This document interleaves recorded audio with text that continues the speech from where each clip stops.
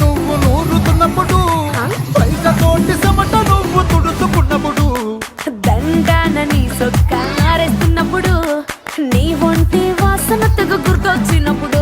రెండు చేతులెత్తి జుట్టు మలిసినప్పుడు జండు కత్తుకొని పడుకున్నప్పుడు అలసిపోయి నువ్వు ఆవలించినప్పుడు